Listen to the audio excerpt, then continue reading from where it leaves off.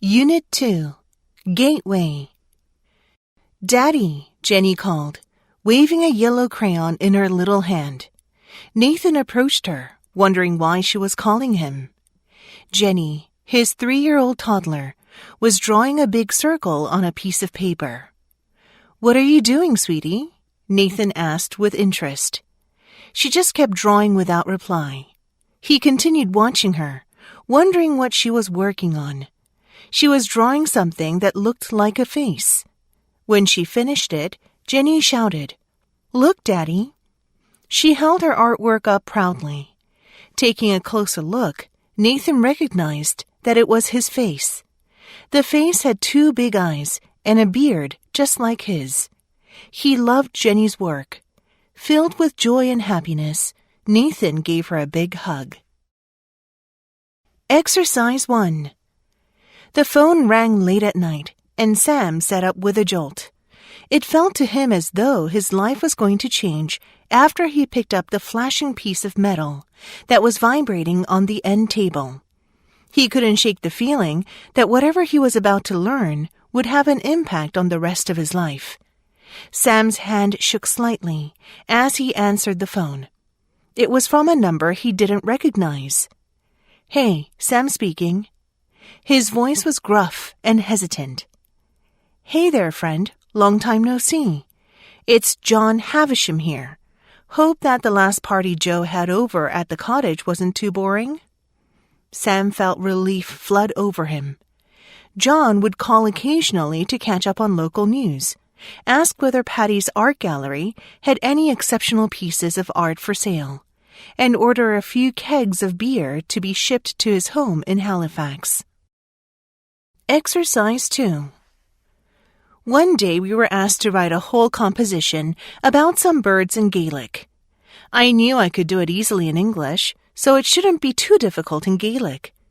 The words came very easily, and although I wasn't sure I'd got all the past, present, and future tenses perfectly correct, overall I decided I'd made a really good job of it.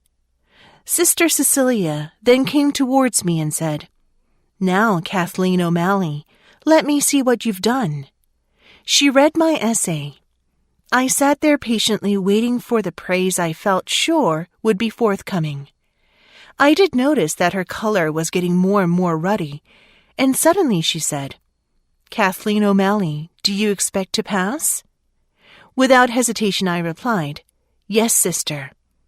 She then continued, "I've never read anything like this before."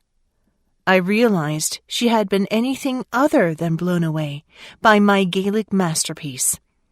As a horrible sense of self-pity started slowly to descend on me, she went over to one of the girls and said, "Now I'm sure you've got a better composition." She read that girl's work, and a big smile spread across her face. Exercise 3. Spring is in bloom and the park wears a new green coat. There are the tennis courts, a garden, and a small hill with an old house that used to be a manor and is now used for events, and a food stand selling ice cream and snacks to sticky-fingered children. 2 sets of train tracks loop around the park, the real one and the miniature one that is only for the summer and very small children.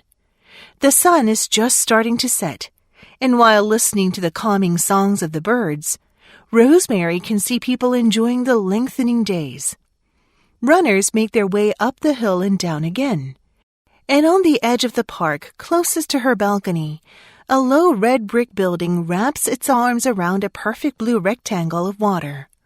A place to spend the day without disturbance. The pool is striped with ropes that splits the lanes, and she can see bright towels on the deck chairs.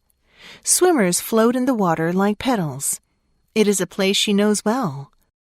It is the Lido, her Lido. Exercise 4. At my high school, 2 students were accepted to Tufts University.